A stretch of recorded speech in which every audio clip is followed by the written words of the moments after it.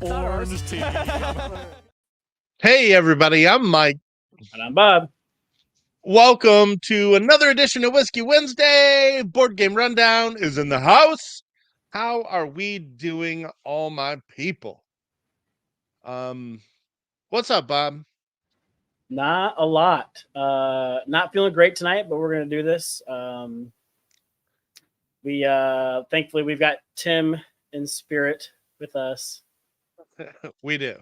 Mhm. It goofs with me too, because I don't know if I'm mirrored or not, but he's over there. He's on your other side, actually. Well, my screen looks like I'm pointing to the right Yeah, spot. I know you got the mirror thing going on like I do. It'll mess with you. Son of a gun. Hi, everybody. We got Evan racing home to come see us on time. We appreciate that. Thank you, Evan. We got Diana Rossi, the better half of the Rossies. We got Jazz in the house. Yay. We're gonna see the Rossies in almost exactly 4 weeks. We got Noah, our other resident metalhead, in the house. Thanks for joining us, man. Nice. I'm feeling pretty good. It was like a busy day, but like everything went pretty smooth. Nothing crazy happened. And That's good. well, when you work at an auto auction and there's like 350 cars that have to be moved in like a 3-hour period, weird things can happen. So if things don't, then knock on felt. Yeah, today it's Because not that's all gonna I had available.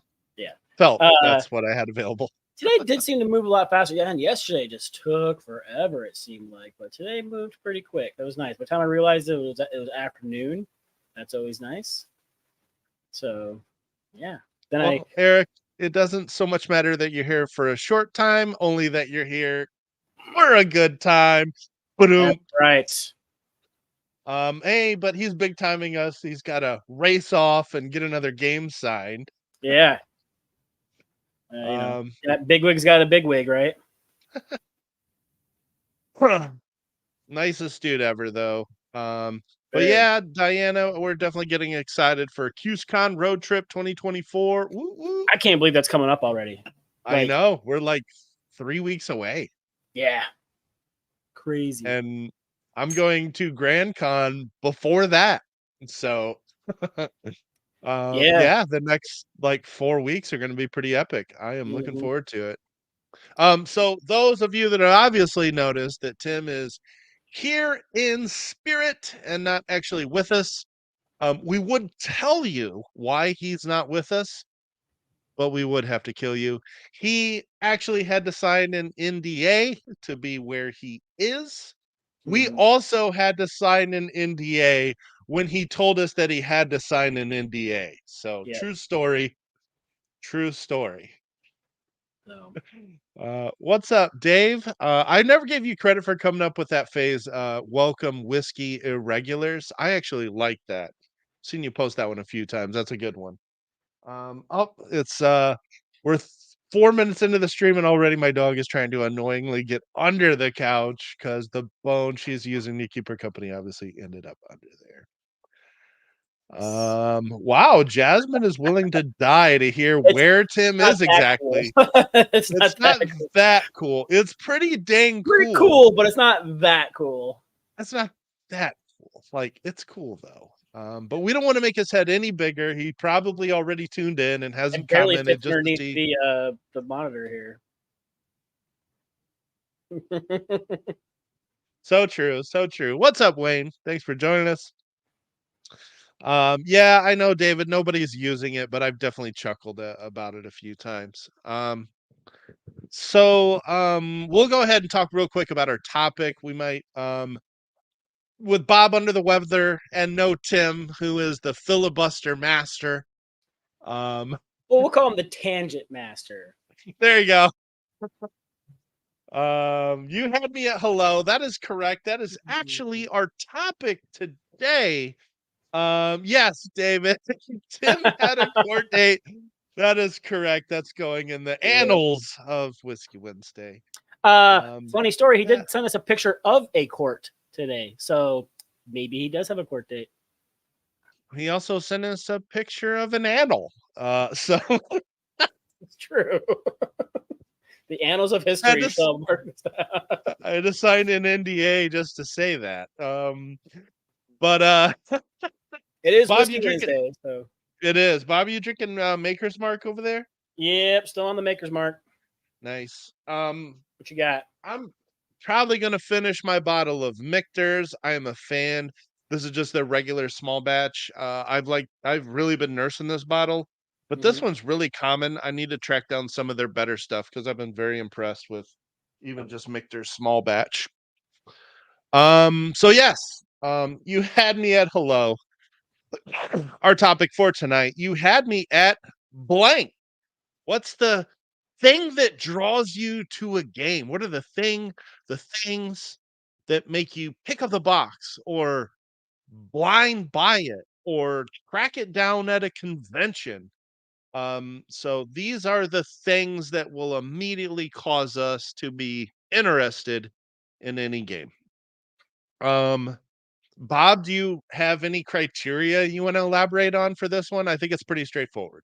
I think it's pretty straightforward. It's basically like if I find out X, I'm like, okay, I'm listening, Yeah, and yeah, yeah, pretty that much it. does pretty much sum it up. That pretty much sums it up. Yeah, so it's just those 10 things that are automatically going to make us interested in games. I got a few honorable mentions because it was really easy to just put a Yeah, whole yeah, bunch of these yeah. down really fast. hmm but Mike, before we get into it, I noticed in the bottom corner over there, uh, is that an Instagram logo? Yes, it is. And thank you for the excellent segue. We are on Instagram. And if you're following us, you'll notice we're using it pretty regularly. Yep. We are having some fun with it, posting reels and memes and the games we're Yeah. playing. So just another way to interact with you guys. And so we've been having fun with it. You'll see a lot more content on our Mhm. Instagram for sure. Yeah. If any of you guys like enjoy making those Tim memes, post them on Instagram and make sure you tag us because we love to see them. Oh yeah, there's more. And Um, Mike's like, that's all he does all day. Like, yeah, today he sold like 300 cars, but like Monday, Tuesday, Thursday, Friday, he's just in there making Tim memes. Teams. He's making teams. Those are Tim I memes. am I am scrolling through Instagram reels to see which ones I can steal for Tim memes. Bella. And yes, now that Tim's here, and since Solskito asked, we'll use the joke again. We can't tell you where Tim was. He is only here in spirit down Yeah. below. He had to sign an NDA to be where he is, and hmm when he told us that, we also had to sign an NDA. Yep. The only thing I'm Also allowed to not disclose is that today he sent us the picture of a court. So I'm assuming it's some sort of court date. So yeah, yes, I he's did at an nail that right there. undisclosed location. Yep. You also, yes, and I mentioned that he also sent an annal, Yep. um, so to speak. Oh, Sushi, of course you want to bug me 10 minutes into our stream now. So, I guess without further ado, we are going to jump into this list. And again, this is just the 10 things that yeah, Yeah. Tim, I don't Tim's know if gonna you saw Zoom it. call in while he's driving on a suspended license. Oh my god, that is one of the greatest things I think I've ever seen. And that looks real. Uh, I like mean, it was all super real, but apparently that wasn't an actual suspended license case. But he was zooming, driving. I'm parking right now. That was an actual thing that happened, but it wasn't for a suspended license. So that part got skewed once I researched more of that because I thought it was pretty uh, hilarious myself. And I'm like, that can't be true. Who's dumb enough to do that? So while it's that's still pretty not neat. smart to zoom in while driving to your court date, he did not do that while suspended license. So Oh man. I know. Hey, banana. All right. So I'm waiting to get derailed again. But otherwise I'm ready to jump into our 10 things. Always willing Wow. to be derailed. Well, I Don't mean, I'm not trying to derail it. It's only 12 after. If we start talking about the topic now, all the people who chime in at 8:30 for the start of the conversation are going to miss, the first part I of the know. conversation. I know. They maybe would notice that Tim was not on and be like, "Oh, well, there won't be as much chatter beforehand." All right, we'll do some news really fast. All right. So, for those of you that know our buddy Wes Todd, the flamingo, Mm-hmm. Sushi does. She's barking at me. She's gonna have to go again. West is now teaming up with our buddy Weathervane Games, who is the creator of the Vrahode game system. Jeff Irving, really awesome dude. He's got a big, fancy, cooperative adventure game coming to It's like a Kickstarter. gaming system. It is a whole system. Yeah, it's Mhm. it's going to start with like one release, but that dude's had this world in his head for like 20, 30 years. So Mhm. he's already got the ball super rolling on this. And yes, so West is joining Weather Vane Games. We've gotten a chance to kind of preview a few turns of Rahode, and it looks super interesting. So we're happy for West that he is joining an awesome guy in Jeff. So cool news there. Yep. Um, you know what? I'm gonna try to let her out before we start Uh-oh. this topic. So I'm putting the onus on Bob to stretch it out. Neat. I'm I'm going warning to you talk though. Look how much really warning I'm giving you. slow. All right. I'm letting Sushi out. I'll be right back. Great. So, how's everybody doing? Welcome to Whiskey Wednesday. You can't use the normal intro about our basements because while Mike might be in his basement, I don't go downstairs in my basement because it's not a very nice place. And then other people are stuck down there. They want me to stay, and I tell them no, I'm not going to feed you if you keep trying to hold me down here. So, I'm in my living room with a portion of my gaming collection and my animals because they're mostly good, except when I come home to puke, and that's always not nice. It is a little haunted, Tim. Well, I mean, haunting implies they've died down there, and they're not technically dead. So I don't know if haunted is the word I would use. Oh, and he's back. Hey, Oh wow. that was good. Do I need to watch the replay? No, don't watch the replay. Oh, Everybody else should watch the replay again, but you shouldn't watch it. there you go. All right. But you make sure you have hit that thumb button, like it, That's right. unlike it, dislike it. Just And if you're not subscribed, make sure you're subscribed. But I'm seeing a bunch of subscribers. This is yep, for the people that rewatch our videos, of course. yep. Okay. My dog's so funny. I always let her out 7:30 or 7:45. And then She as just soon as wants you to come start, right back in. She does a fast little circle and jumps on the sliding glass door. Once she back does in. too. Their dogs are so 8:15 different. immediately bugs me to go out. Your dog is very rambunctious and likes to she'll get up in the cat areas that I've got in my house. Like Winston, not interested. If I can't Yeah. move through a space with ample room, I'm not going to squeeze in somewhere. Are you kidding me? Yeah. So yeah, She your likes dog's to like, I'm going to perch. find a way in there and I'm going to get into that. And Yeah. She likes to perch. And she is particular about her bathroom breaks. yeah, Any. 8:15 sharp on Wednesdays. Yeah, or 8:30. I tell you. I mean, I obviously let her out when I get home too. She goes out twice before I start the stream, but nope, Not it's enough. 8:15, 8:30 is her sweet spot. Mm-hmm. All right. So let's do it. This is 10 things that immediately makes us interested in game. Bob, go ahead and kick it off with number 10.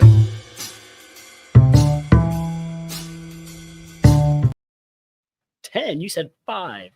Curveball. I thought I told you. I thought you saw the updated thumbnail. Something happened.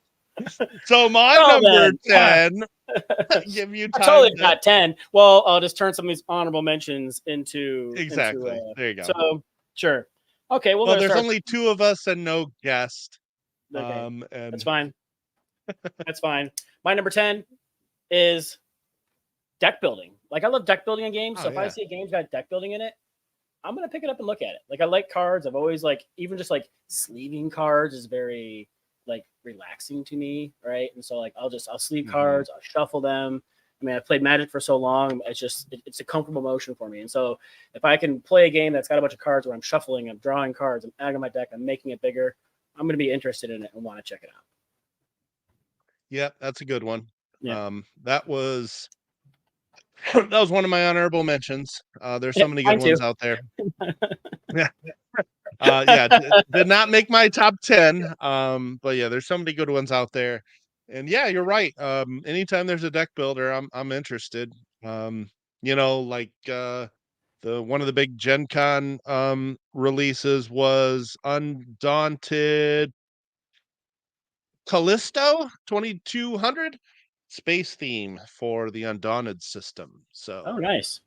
yeah. So yeah, good choice. Deck building's always a blast. Oh, I didn't bring it over there. I thought I brought it over here. I didn't bring it over there. Because there's only I was trying to bring some games that have some of the things in there, but I didn't bring that over the honorable mention stuff. So you know. Bob, what are some of your favorite deck builders? Wow, some of my favorite deck builders. On the spot. I mean, the ICP one is great. I mean, it's got a great. Into the Echo side is pretty good. Yeah, and for especially for being an ICP game, it's super enjoyable. But like I'm a big fan of Clank. I think Clank does a really good job with it. The Yes. newest ones, the Catacombs with the tile exploration, because I do enjoy some Mm-hmm. tile exploration as well. Mm-hmm. And the Legacy version was great because you had to get the asymmetrical decks working, and that's always nice. That's like the one campaign game I'm like really excited to try and play because I Yeah. love every Clank game, every single one. Uh, Tim allegedly has a copy that he hasn't started yet, so I know that's what I've been hearing, but we does never play campaign games. Um, whose fault's that? we're gonna go back and revisit this because this one does not get talked about a whole lot except by Bob over here. Um, yes, there is a ICP deck builder into the Echo side, and this game is pretty solid. This is not just like Yep, and it actually does use some ICP terminology. Some of the cards are thematic. The mechanics maybe not so much, but like the theme makes sense. The art's cool. And yep, mechanically, it's a sound game. It's a good yeah, deck building game. It's not just ICP has a deck builder. No, this is a solid game with an yeah. ICP theme on it. I mean, don't So tell Tim. Hopefully, he's not here still. But I think it's better than the DC deck builders. You know, I mean, wow. yeah, Wow. it can still Ooh. suffer from the runaway leader problem, right? Because that's a thing that happens if your deck kind of kicks off before somebody else's does. You get stronger cards earlier than everybody else does. It's hard to catch up to those, you know. So I like to see a deck Um, builder that implements a nice catch-up mechanic. Yes, Eric, agreed. Eric, Uh, I agree with you. I prefer deck building to be subsidiary to other mechanics, like worker placement specifically. Um, I will say the best true deck builder, in my opinion, is Shards of Infinity, but that's from Justin Gary, the guy that brought you Ascension. And I just turning that game into a battle royale where you're fighting to take each other's hit points out really, really works well. I think that game is excellent. It is my favorite, like, true deck building only game. But I'm also a big fan of Imperium Arnak. Yeah. I need to give Endless Winter more of a chance. The first play was kind of weird for me. I think it's because I did not go for an in round, like the income round in that game and we where didn't add you're any new able. modules either. I want to, because Yeah, even Stan said module. there's two of them that he thinks gives you the best version of the game. Yep. All right, good pick. And also, David wants to thank you for the Path of Civilization recommendation. Awesome. Um, yeah, I'll add to that. Awesome. It is excellent. It is very good. It's also on Board Game Arena for those that don't know, Yeah. and it works great because that game is really just icons. Yeah. Yep. It's an Pretty icon game. language independent. Some of the icons, like, especially on like the yellow scoring cards, can be like, wait, what? Yeah. But once you learned that, you know, iconography, it's like, oh, okay, I see. those That's ones the are important. Yeah. Yep. That's the nice thing about Board Game Arena is you can just hover over cards and they just tell Yep. you what they do. It's a great way to get familiar with games. Yep. Um, yeah, Dune Imperium is great, David. I will say, um, I don't think it's great at 2 players Correct. because of the conflict step at the end of each round. And games like that where you're competing for an area majority, even if it's just 1 area, it still just works better with 3 and 4 players. Well, I think that's why doing Um, Imperium forces you to use that dummy player when you play. yes, and it's actually a really easy one to run. It's It's actually easy pretty to run, solid. but it's very random. Like Yes, it is. Forges of Ravenshire has an AI you can add that actually gives a mindset to the AI where they're like focused on getting certain things and they're Mhm. always working to try to complete certain contracts and certain types of titles. And I feel like that like more directed AI as opposed to like I go here. Okay, now I go over here, Yeah. and it doesn't really make any sense. So Yeah, it is kinda random, but it's very easy to operate, and I really dislike running AI in games. I'd rather just the game work at close that 2, makes it tedious. but, Dune Imperium's AI does work pretty well. I just don't like running it, and the game's better at 3 and 4. But yeah, deck building is great. Um, uh, Marvel Legendary, one of my gateway games. It got me into this hobby. Yeah, it's not a Played it bad a lot. game, but to me, like I hate having to sort those cards back out because the font Oh, on the yeah. bottom is so tiny. Oh, yeah. It's fallen behind many, many other games. I put it still in my top 100, but it's barely, it's still a great game, though. Alright, so my number 10 is racing games, and, there's just so many that I've enjoyed so much that if you tell the game has actual racing, and I'm not talking about games where you're racing to accomplish objectives, I'm Right. talking about racing Start vehicles line, or finish something, line. Yeah. get to the finish line first. That just, I think, adds tension to games, and it's funny because in real life, I don't care that much about racing. I think it is cars that go fast are cool, but, like, I don't care about I racing want to that go much. fast. Yeah. Yeah. Driving real fast and turning left. Turn But left. in games, I love it. Steampunk Rally is one of my first racing games that I really enjoyed. Yeah, I think Um, that was hilarious. Just that whole Camo theme Up. of like, you're building this big, crazy like contraption. You're trying to race down the hill as fast as you can, and like pieces are flying off as you're taking damage and stuff. Like I think that's so Mhm. cool. It is, and just that theme too, where you're like an inventor and you're just slapping parts onto your cockpit as means Yeah. of propulsion while you're rolling tons of dice to activate those parts that you've added to your cockpit. It's just such a fun experience. It's really fulfilling when you get Yep. those cards to proc and catapult you around the track.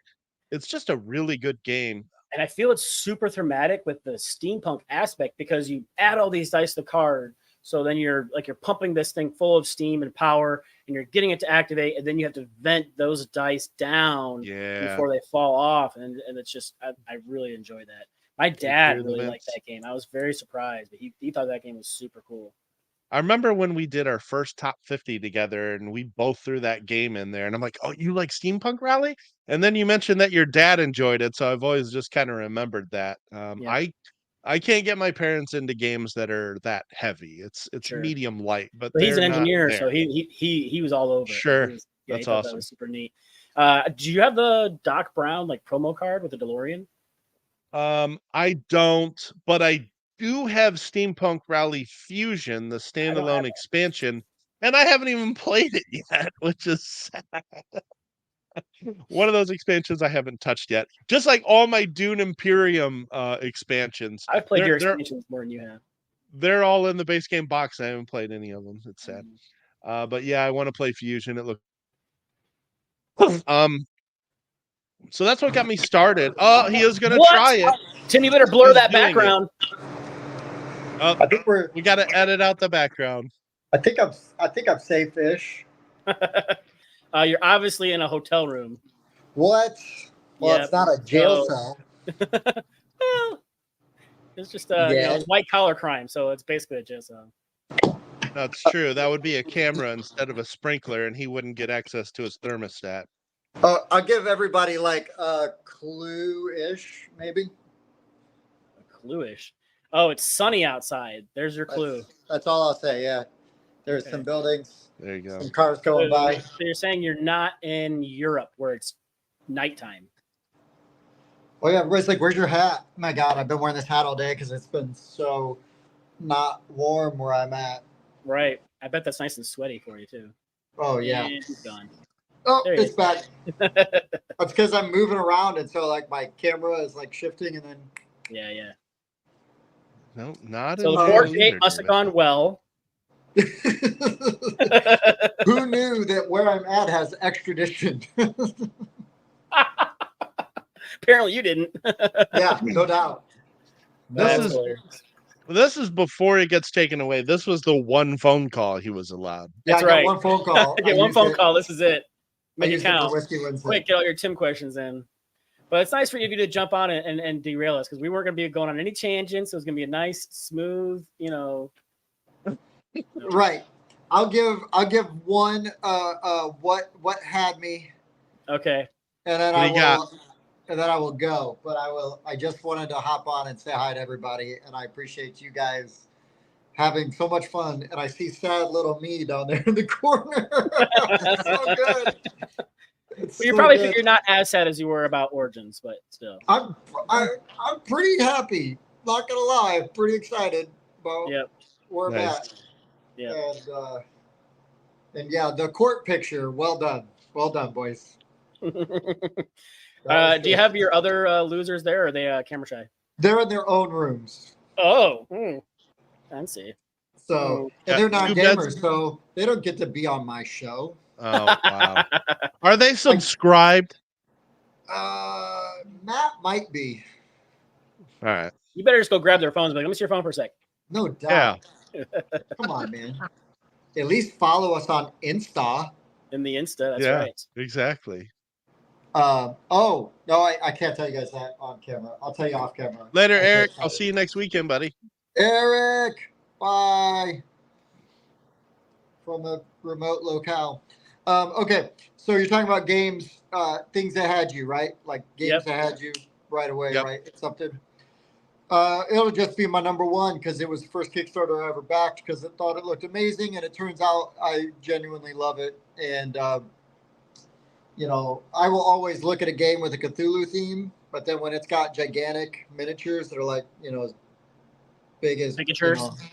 yeah, bigatures. And I am talking about Cthulhu Wars. Just great table presence, great looking minis, asymmetric gameplay, with a really badass Cthulhu theme in there that really makes sense and adds to the game. Yeah. So they had you at. yeah, they have So technically, Tim, it's what had you about that game. So it would be one Cthulhu, two massive minis. yeah, There you go. yeah. Yep.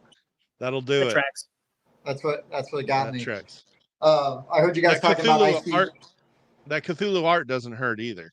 Oh, dude, the guy. I wish they had the same guy do like the art for all of it. They did remain pretty consistent with the art, but the gentleman whose name I'm blanking on right, who did the initial run of art, is just absolutely incredible. I don't know if he's still active, but you could follow him. He had a Facebook page called Tentacles and Teeth, and he just posted all kinds of really good art that he had on there, and his art is pretty awesome. But it lends itself to sort of that cosmic horror, theme. But Nice. Cool. all right, I want to hear at least one of yours, and I'll make some side comments, and then I'm gonna go shower. Oh, well, my number 10 was racing. And I already mentioned Steampunk Rally and Camel Up. But now the racing games, I did enjoy Long Shot for a bit, but then I found that I don't like it with a bunch of players. It's better with a lower player count. I actually dislike the game with like 7 or 8 players because it just, okay, I'm gonna move your horse back, and I'm gonna move your horse back, and I'm gonna move your horse back. And that's all it is for like 3 rounds in a row. So that one just I cooled on it very quickly. But yeah, now it's Cubitos and Heat. Right on.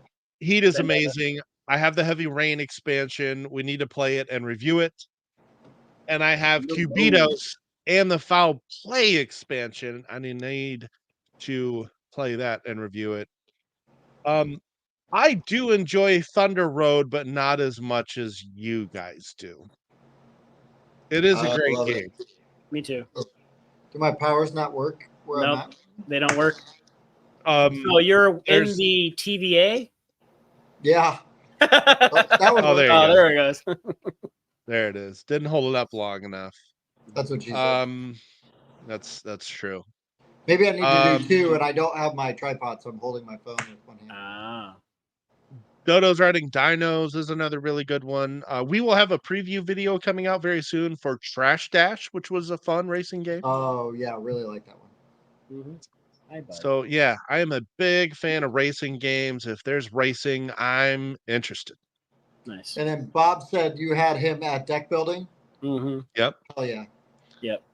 100%. I did also say that the Into the Echo side was a lot better than DC. Okay, Tim, good to see you. We'll talk to you later.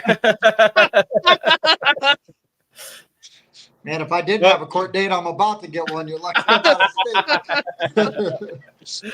Bob, are you getting that beeping sound? Are they cutting off his phone? Yeah, already? it sounds like you're breaking up real bad, Tim. What? Go through a tunnel. Yeah. Secret tunnel. Yeah. All right. Well, that's our 10. Let's move to number 9. I don't know if Tim's sticking around for that one. I'll just watch. Ooh. You gotta pay. Number 9.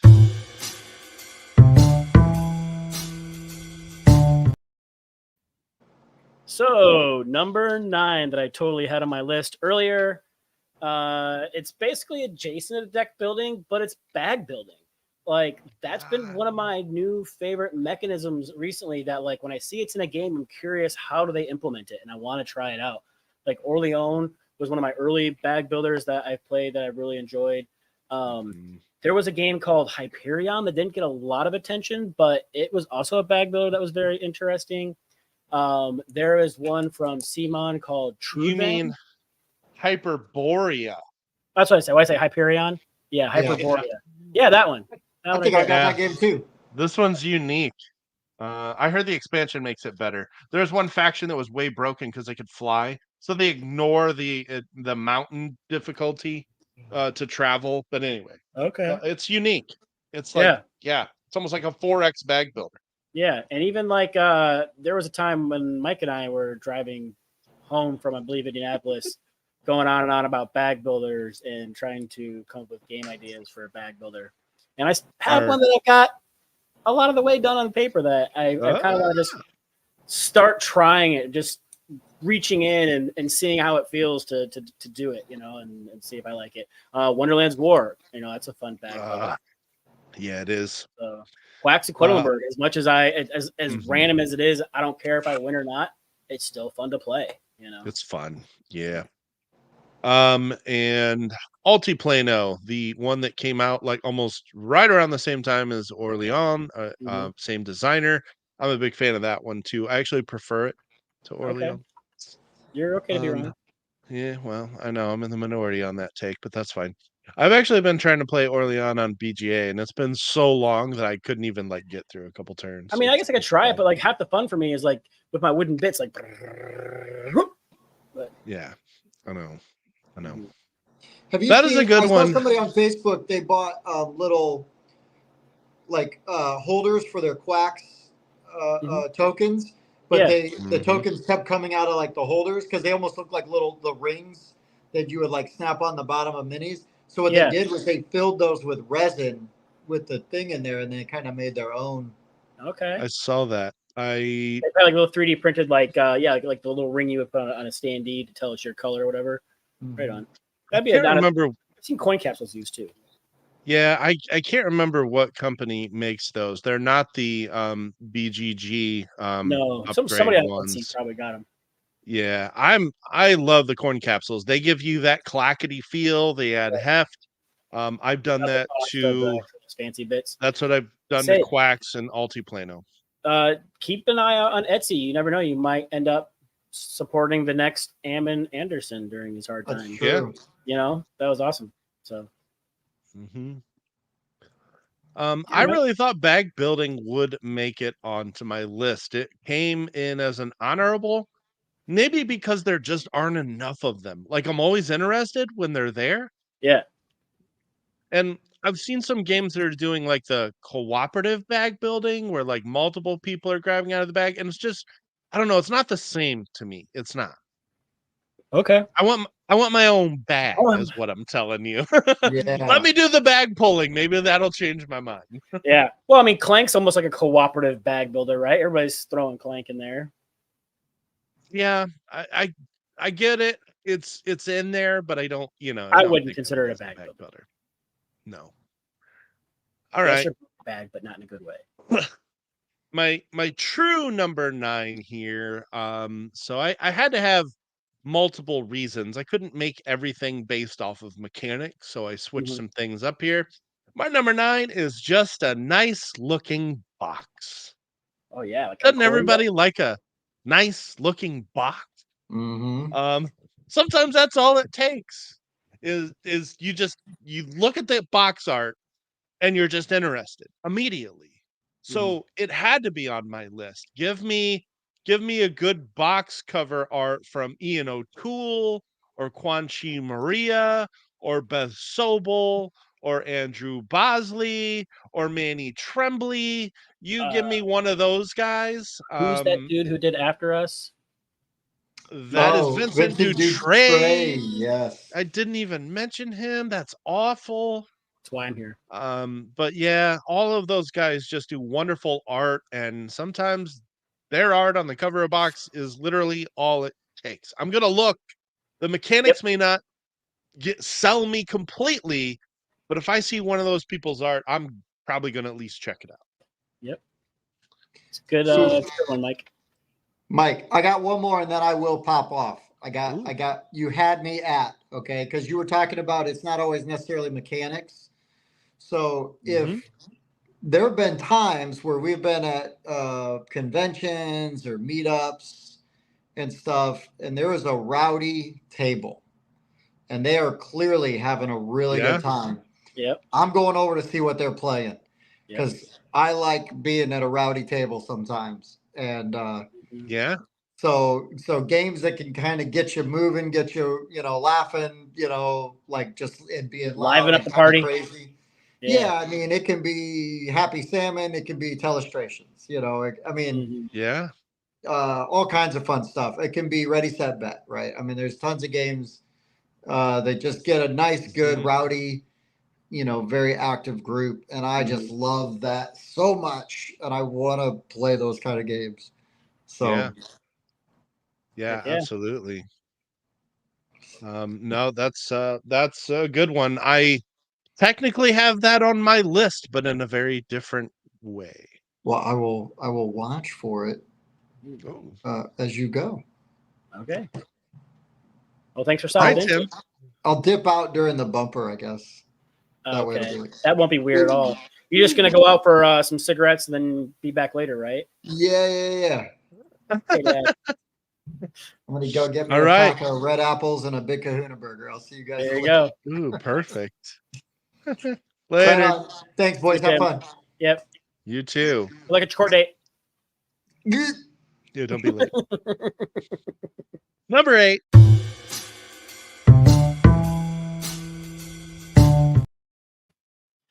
Well, Mike, your number 9 was so good, but I put it at number 8. Cool art. If I'm walking through the shelves of the store and I see something cool, I'm like, ooh, and I pick it up and I'm going to look at it. The OG Forges art, I love it. There's a game that we played, Court of the Dead, that has some just awesome, like Warhammer-esque art on it. And we knew nothing about it, but we're like, that art looks pretty badass. We opened up, played it. We love the game. So yeah, if it's got cool art, I'm going to stop and check it out. And odds are if the art comes off as lame to me, I don't like it, probably not going to waste my time. That's why I haven't played Concordia. So yeah, I love me some cool art. Nice. Yeah. Yeah, it's true. Brandon asked a good question here. One of my all-time favorite games is the answer, Brandon, Concordia. Yep. You just look at that box and it does nothing to pull you in. It is not that exciting of a box cover. It But doesn't Mike, tell you they anything about what updated the it too. game's going to be like.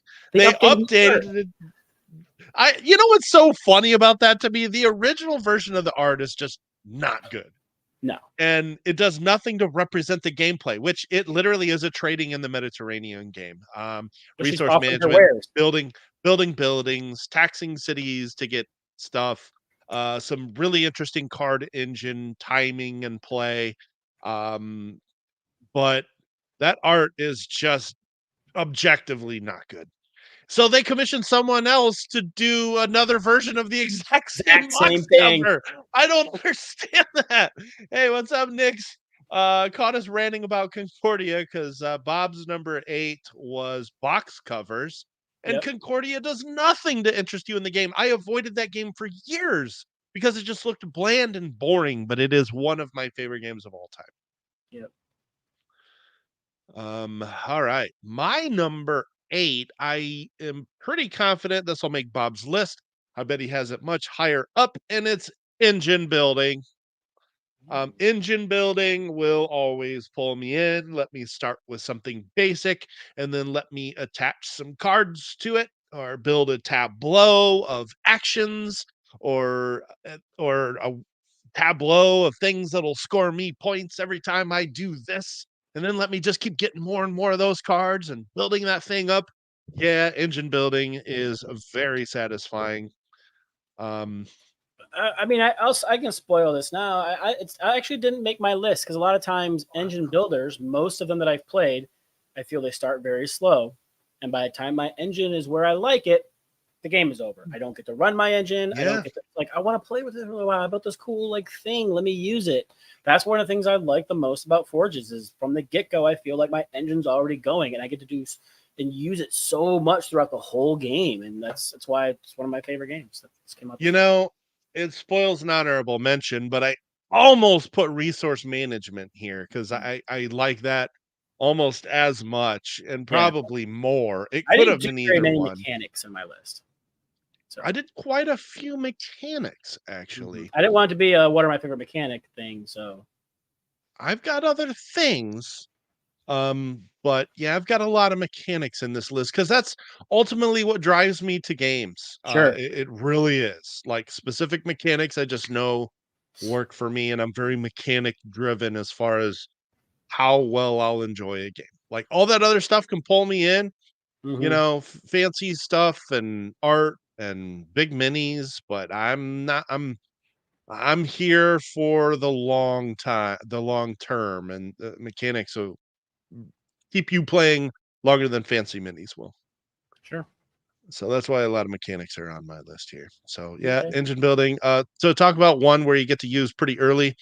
Earth, like I mean, pretty quickly if you can get an engine going based off just a color of card, and then every time it's your turn, you just take that color action and run your engine. But what's cool is you get to run your engine when other people go. So if you have an engine with other colors, you'll still get to run your engine when it's not your turn. On Earth. Yeah, Earth. After Us, that one picks up fairly quickly too. Probably because it plays in only like 45, 50 minutes. You think I wouldn't consider After Us engine? It's more deck building than engine building. You're not really building an engine. Yeah, it Keep is. anything You're out building. that you're adding to. You're I just know adding you're building parts, a points engine, I guess, but I get what you're saying. crossing your mechanics there. Yeah. Now, All like right. the one with the marbles, Gizmos, Gizmos. fantastic engine builder. That's a good one. Yep, Yeah. that is a good one. Anyways, Let's go to number 7.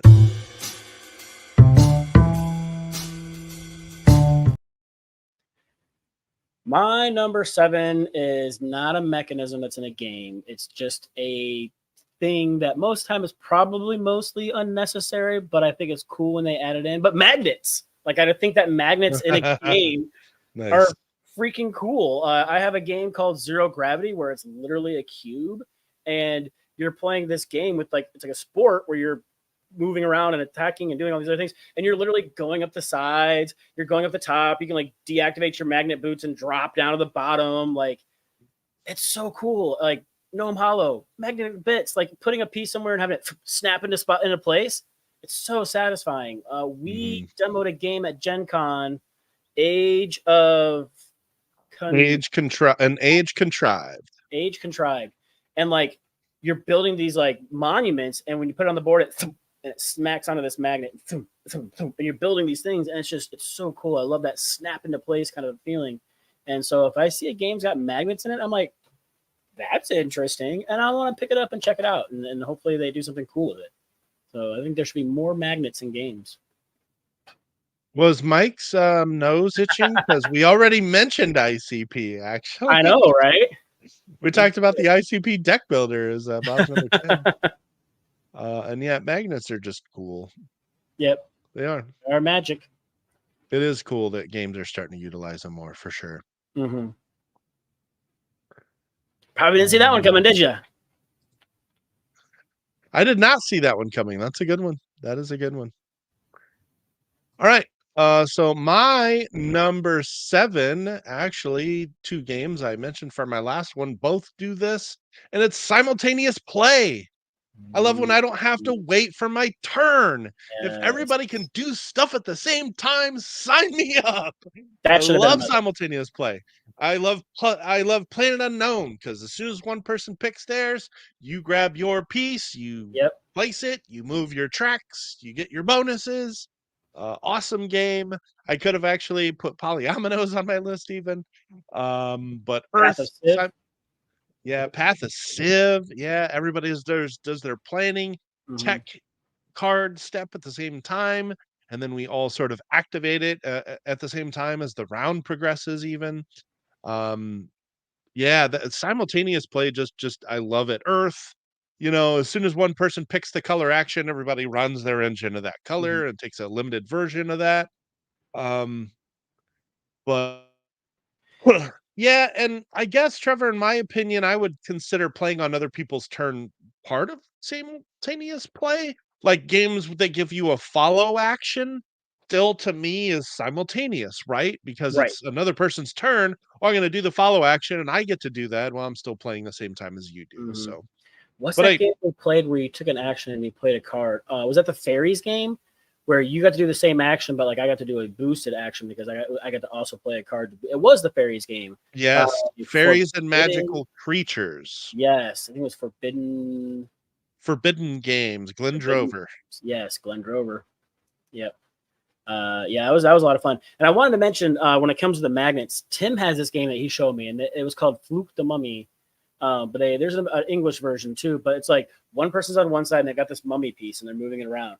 Everybody else has these adventures that are trying to go around and collect stuff. And the mummy character, as you move around, if you get to a player character, like it snaps up and it becomes magnetized to the other person. And then they're trying to like drag you back as you have to try to get away from them. Like, it is a really neat little game.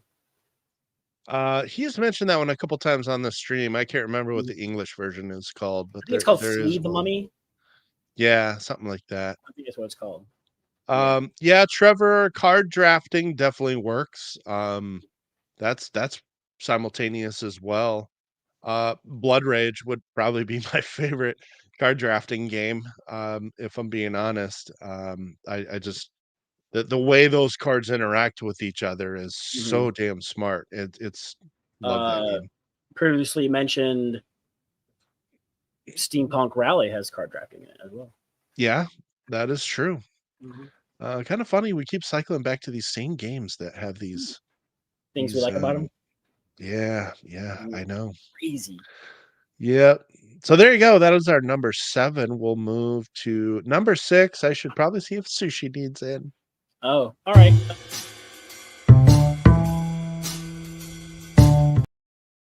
I want to hear yours first. Oh, he's still here. What? I wanted to hear yours first. Okay. So my number 6 is war/skirmish games. Like no surprise there. He's like, okay, I'm out.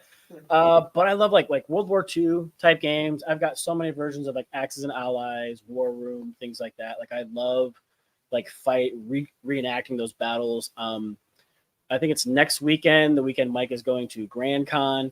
Tim and I actually aren't able to go because we are going to be doing some work with a publisher, well, design crew with their new war game coming out that is crazy. Like it's got so many, like they're trying to do like a real-time battle thing, and the way they're doing that is like pieces that move fast are just acting more often throughout the combat turn, and if you're in a slower moving like ship or plane, you'll activate later in the combat turn, but if you're like in a fast like jet, you'll get to activate like 2 times. And I played it.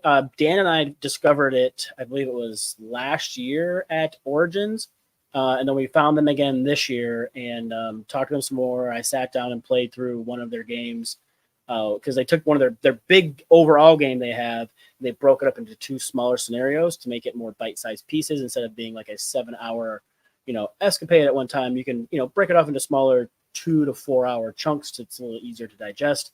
But still, it's fantastic. Like it was a ton of fun. So I'm really looking forward to that. And it's a little unfortunate why we can't go to Grand Con, but now that Mike's back, I'll stop talking about that because I don't want him to hear anything about that game because he doesn't get to check it out because he won't be here. I know. But I will be around to finally learn Axis and Allies. Hopefully. Hopefully. I've been playing against, well, I had my one friend over who I play a lot of my war games with, and he didn't want to just play me one-on-one to start with because he didn't want to just sit there and lose for like 3 hours. So we've kind of like both are taking all the turns and like trying to optimize. Okay, well, if we were Germany right now, this is what we would do. If we were Soviet Union right now, this is what we would do. And then pointing out like things so we don't miss them, just to try to make it more fair and balanced. But now it's been set up on my table for a week. So finally today I was like, you know what? I'm going to take some turns. So I've taken a few turns on it, and I want to get it wrapped up because it does come with a 1941 and a 1942 setup. And I want to try the other setup before we do another play of it. Yeah, David. So back in high school, I'm not sure exactly. You don't have to give out your date, your age, or anything. But the OG Axis and Allies, like, it had problems. It had the techs, which were awesome, but it had problems, especially when it came to like naval combat. Because I remember playing as Germany and my buddy playing as Britain, and he'd have one battleship, and he'd just get a stack of transports, and I would send all my planes and everything at that to try to take it out. And he's like, well, I'll lose 4 transports. I'm like, why would my guys be shooting transports? I'd be taking out the battleship that's killing me, not these lousy transports. So they changed that rule, thankfully, and now transports need to be protected. They don't defend themselves. All the hits have to be taken on things that attack back first. Once all that stuff is dead, then you just clean up the transports and they go away. And that fixed the naval combat so much. It's so much better. And then there's a lot of other versions that have come out since then where they didn't have any of the techs. In the new anniversary edition, techs are back, and they're so much better. It used to be you paid money, you got to roll a die, that was it. Now you pay money, you get like a chip, and then you roll for however many chips you have. And as soon as you get a success, then you discard those chips. But you can buy 1 chip, 1 round, you roll 1 die. Didn't get it? Next turn, you can buy 2 more chips. Now you have 3 chips, so you're rolling 3 dice. Didn't get it? Next turn, I don't have any money. I'm not going to buy any. Still have those 3 chips. I'm going to roll it. Finally got a success. Discard those chips. Roll to see what tech you get. That means it's just a much better way to handle it, just so you're not just throwing the money away. You can just buy, a couple of chips, roll every turn until you finally get a tech, and then discard them. And then you can do it again, right? You can buy more chips after that, roll some more, but you're not just completely out. You'll still get that roll of the die every time, and I think that is a great fix to it. And they reconfigured the map to make it more balanced, and they added Italy, and it's actually really fun. Like, they don't get a whole lot of resources and stuff like in game as far as like stuff to make, but they start with like a couple of cruisers and a battleship and transports in the Mediterranean, and you are just running that Mediterranean, and it's a lot of fun. So had a good time with that, and yeah, I'm looking forward to getting another playthrough with the 1942 setup just to see how that changes the balancing aspects and whatnot. Oh, and they added a new thing too, where they have like country goals where Russia wanted to maintain the motherland, and so if you have certain territories, you get a bonus to your income. Or Germany, if you have like, all of your territories and maybe you have a couple of Russia places, you're going to get bonus income. Japan, if you control certain islands, you're going to get like a bonus income. And so you've got more money to work with. And yeah, you can just buy more units, but that gives you more opportunity to buy those tech chances and not be like, oh, I've only got 30 IPCs. I don't want to waste a fifth of that or a sixth of that on a roll to die that might not get me anything this turn. Now you can buy one and still have your 30, 35 IPCs to buy a bunch of stuff and drop it down. So I feel like they did a really good job with this version. They gave the paper money. I know it was one of my beefs a couple times of different versions that came out. Like sometimes they leave out the plastic little chips. Sometimes they leave out the money and say, use a piece of paper, and that stuff kind of gets me. But they didn't chintz on any of those corners. They included paper money. They included all the chips. They included little boxes for every country to hold all the bits. So they did a pretty good job of it. The little flags are a little thin. Could have been a little thicker maybe, but they did a pretty good job. So I'll stop going on about it. So when I was a kid, I played mostly mass market games, card games, party games, and like realistic war games. Just that theme never really appealed to me. And then when I got into modern games, I got into deck builders and worker placement games. So even when I got into board games a second time, there was a while before I actually tried a territory control game. So like I'm not nearly as versed on like the true war games. And I love those kind of games though. Like, Blood Rage and Ankh are a couple of my all-time favorite games. And, I enjoyed War Room. And so I just want to play more games like that because I do enjoy them quite a bit. Nice. As I know, Bob probably doesn't even want me to throw salt in the wound when I mentioned that neither of us backed Imperial Borders, the newest Larry Harris Jr. game. But maybe by the time that thing comes out, they'll change their stance on sending us something. Maybe. I'm sure like I said, like I reached out to them, to talk to them about it, but they like to see what we do with the War Room before they try to send us that one, which is fair, and like I've had War Room, I've played it quite a bit, and I actually talked to Dan's roommate today, and he's been back in board games a lot more, and he says a guy that he's been hanging out with really curious about War Room, so I told him that I would find a Saturday. Let's go. And yep, we will do a global campaign. It'll take a while. It'll take the day, but we'll just make a day of it. So that'd be awesome. It'll be fun. All right. My number 6, I've definitely been getting into a lot more kind of small box, faster games lately, as a lot of people have, because more and more of them are coming out. Seems like it's becoming a much bigger part of the market now. And a lot of them have a mechanic that I love, and that's push your luck. I love push your luck in games. It just can do so much for a game. One we didn't really talk about, Ready, Set, Bet. You know, um, Dice roll. Well, no push your luck. But we've got. I mean, a little bit. You're waiting to put your bet out. You're kind of pushing your luck to somebody going to take that spot. A little bit. We talked about Quacks. Quacks is great. What's the one Tim talks about all the time? The older one that I forget. Captain Carcass or no. What was the original name of that game? Captain Carcass. No. Yeah, I know what you're talking about. We played it with Andrew at Games. Help me out, Andrew. Captain Carcass is a version of that game. Actually. I don't know why I'm drawing a blank. Why would you? There's a lot of great push your luck games. You know what though? Abyss kind of has some push your luck where you're pushing out. You keep putting cards out and you're hoping other people don't buy it, but if they do, like that card's gone. Abyss has some fun. Is that Ahoy Kitten, Andrew, or actual Ahoy? No, he's talking about Ahoy from Leader Games. I own it. I haven't played it. Yes. Yeah, Ahoy does look pretty fun. There's a bunch. I'm trying to Wonderland's War has Dead Man's Draw. Jeez. Dead Man's Draw. Captain's Carcass was a direct re-theme of Dead Man's Draw. That's why I thought of that one. I never heard that. Yeah. But yeah, really, really good push your luck game. Can't stop. Can't stop. Yeah. Yeah. I got that guy right up there. You can kind of see Uh, it. for Old those of school. you that haven't played Captain Flip yet, that has some push your luck. It's a tile placement game where you're putting tiles on your board. You can accept the side that you drew out of the bag, or you can flip it over and you can take the other side. The problem is that there are it's called Captain Flip because it's got a very loose sort of like pirate theme, and there's cannon or gunners that you can put out that immediately give you 5 coins. Most coins wins. But if you have 3 of them on your board at the end of the game, you instantly lose. But they by far give you the most coins. So you want to put some on your board. You just need to be able to flip them back over before the end of the game. Very good push your luck game. Um, I'm just kind of I should have had more. There's a bunch more that I'm sure I'm not thinking of. Oh, Mystic Veil by John D. Clare. It is a deck builder with push your luck.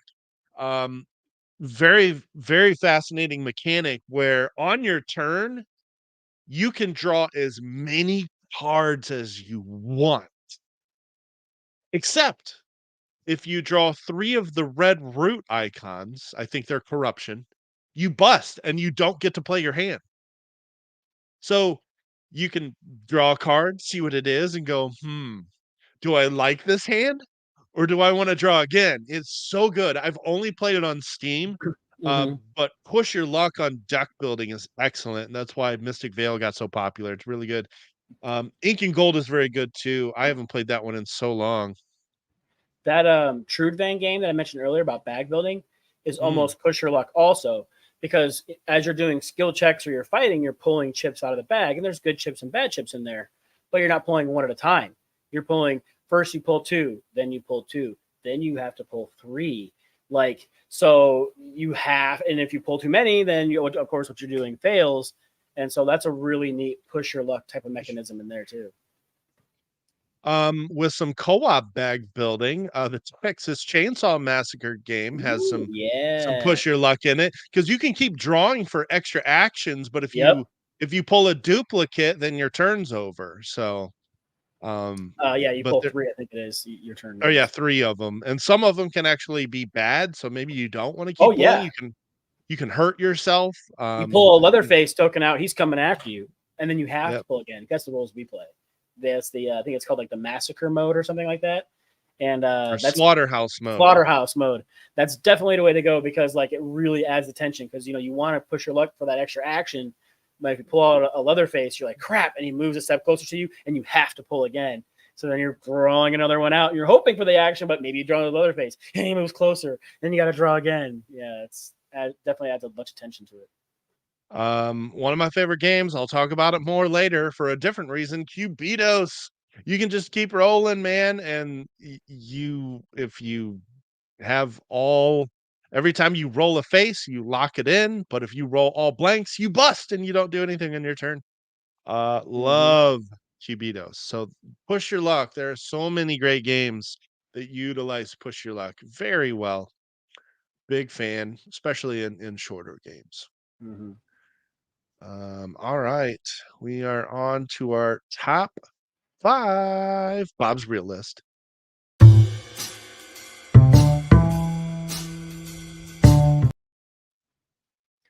My number 5. There's not a ton of these games out there, but I've found that all the ones I've played, I've enjoyed. And so if I find out a game has this in there, I'm gonna check it out. And that's a moving board. Ooh. So Terracotta Army has Mhm. those wheels that turn opposite directions. I love it. It's very brain burning, trying to get Mhm. that puzzle just right to get those icons that'll match up so that you can do the actions you want to take. It's very cool. Also, Weirdwood Manor. I guess I didn't bring that one over here, but they are booth mates Mhm. next to us at Gen Con. The game looks super cool. So you're in this manor and you're trying to go in and solve these riddles and complete certain quests. But then depending on the time of day and what you do, like the board will turn and rotate, and some rooms will open up, some rooms will close off, and you'll have to take different routes to go do different things. And I just think that's so cool. I know, what is it, Zolkin I haven't played that one yet, but I've heard a lot of good things about it. Yeah. I want to check it out.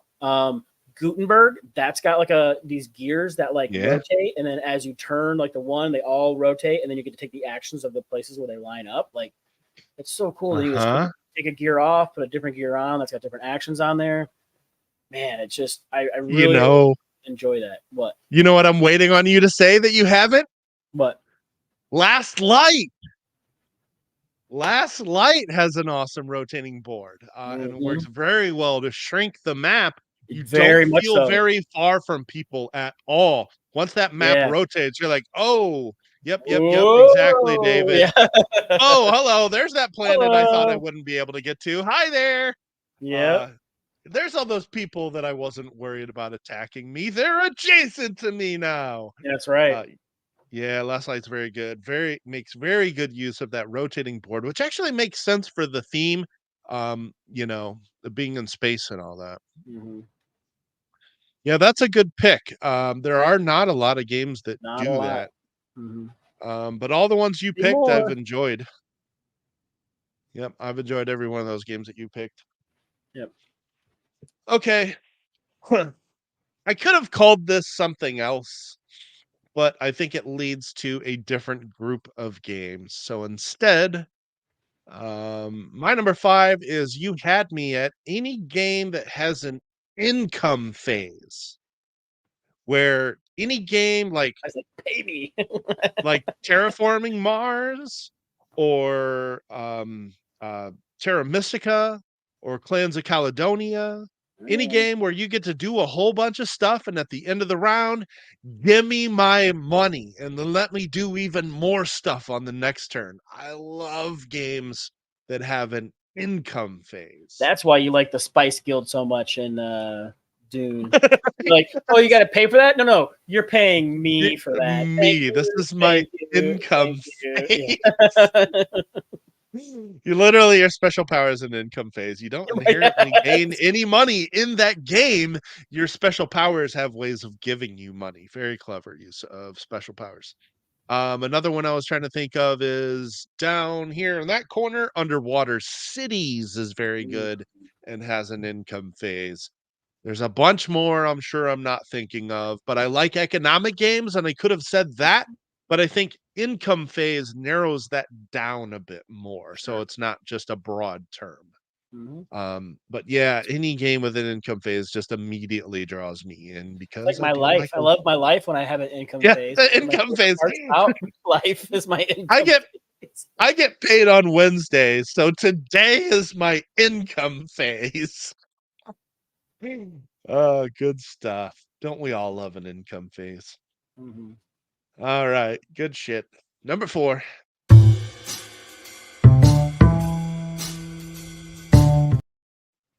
Number 4. So my number 4, I mean, I think this one kind of gets everybody. An IP that I enjoy. If I see something Star Wars, I'm gonna pick it up and look at it. I see something Harry Potter, I'm gonna pick it up and look at it. You know, like IPs that I enjoy, I want to see what they did with it. You know, I might not buy it and play it, but I'm going to be curious about it. You know, I want to know, like, what did they do? Who do I get to be? You know, what types of actions and mechanisms are in there? Like, yeah. So anything with an IP that I know and enjoy, it's going to pull me in and it's going to make me curious about the game. Yeah, that's a good one. That was an honorable for me. What are some of your favorite IPs, Bob, besides Star Wars? Harry Potter. I mean, those are two of the big ones. I mean, I guess like Dungeons and Dragons. I guess that's an IP. So anything kind of like that, you know, theme. My main gateway game was Lords of Waterdeep. So yeah. We just played the War of the Ring card game last week with Dan, and that was pretty solid. And I will play Lord of the Rings. Yeah. I will tell you that Monday and Tuesday, I was doing other stuff on my computer, but I actually played the first 3 movies of the Lord of the Rings trilogy. Like, I was only half paying attention to them, but still, I was watching parts of it. Right on. But yeah, Dune for sure. I have finally warmed up to that first movie. I need to watch the second one now. I saw a interview with Sean Ashton, yeah, and he's just a nice guy. Like he means well, like a good person. Like they say you shouldn't meet your heroes, but I feel like he would be a cool dude to hang out with. So, just side note. Some IPs that I really like. Turtles. I've always been a turtle fan. I like There Turtle. aren't. Our problem is the only like turtle games that I've seen are all basically dungeon crawlers. I want to see somebody do something else with the turtle universe. Okay, But I like love turtles. TMNT Turtles, right? Yeah. Okay. I TMNT. didn't know of any other turtles. I was just making sure because you just said I turtles. did just say turtles. I didn't think I had to clarify, but I get what Sure. you're saying. Sure. I like turtles in nature, Yeah. which I do. Yeah. Yeah, there we go. We got to get him on as a guest. There you go. That would be, That's shooting to the moon right there is what that's doing. yeah. He wouldn't be able to carry the show, but he could carry us. Right. We just sit back and listen, drink our whiskey. Yeah, that's right. I would too. So, I will say I've been screaming for a good Fallout game. yeah, which, it's not Fallout, but I still want you to play Outlive. It's so Yes. good. Yeah, we Yeah, gotta have I at least do. 3 though. It plays best at 3 and 4 players because there's a lot of player interaction when you go to the different locations. So I do kind of like those post-apocalyptic themes and stuff. yeah. I also love Elder Scrolls. There is a chance that we're going to be getting to play the new one from Chip Theory, which is the only one I've actually been excited about because it is akin to Too Many Bones. Mm-hmm. Yeah, which I So, enjoy Too Many Bones, but man, is it a lot of setup. And again, it yeah. suffers from the same problem for me that Legendary did with the very small font when it comes to sorting the cards out. Like the normal part of the card read, that's fine. You can read it, no problem. Like, oh, I need to sort this. Hold on. Yeah. Yeah, and That's why I've icon. never bought it. It just those like set yes. Sign me up. Sign me up for a Fallout bag builder with hidden movement where you play Grandma the Super Mutant baking cookies. Yes. Yes, And if you eat the wrong cookie that has too high of a rad content in it, you turn into a super mutant. And then it's got a hidden trader mechanic. So I don't know. Or like you get multiple people. So you start with just one person doing the hidden movement, you end up with 2. Well, go get it and hand it to me, silly. My dog is being little extra today. Very good one, Bob. Of course, IPs. He's laying there. IPs. All right. So my number 4, I realized that like my whole list could be mechanics. So I condensed a series of mechanics into one thing here. And this is any game that has lots of player interaction. Now, there's a lot of mechanics that have player interaction. I like social interaction. So I like bluffing, I like social deduction, and I like, rowdy party games like what Tim was talking about earlier. If there's a bunch of people laughing and hollering, I'm interested. Those are my favorite kind of ready, set, bet games when everybody's just like yelling for their number 8 horse to win. Right. I Never seen love so many people yell at an iPad. So like, come on, 6! Come on, 6! So yeah, I mean, not just social interaction games, but mechanics with interaction. That's why I like That's why I like a skirmish and area control games. You are constantly affecting what other people are doing throughout the game. That's why I like take that in games. That's why I like bidding and auction games. It's never bidding is always everybody at the table is involved until other people pass. And I just like seeing people have to bid to tell me how much they really want something. And that just adds a fun tension to every game I've ever played.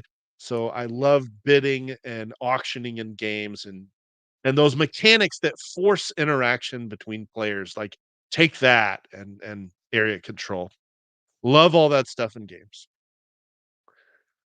So like I said, I could have all those mechanics are some that I love. I could have Mm-hmm. my whole list would have been a freaking mechanic list, but that's not what I wanted it to be. So just Same. player interaction. I like multiplayer solitaire as well because I've played a lot of old school Euros, but give me that player interaction. Yep. Okay, it's time for number 3.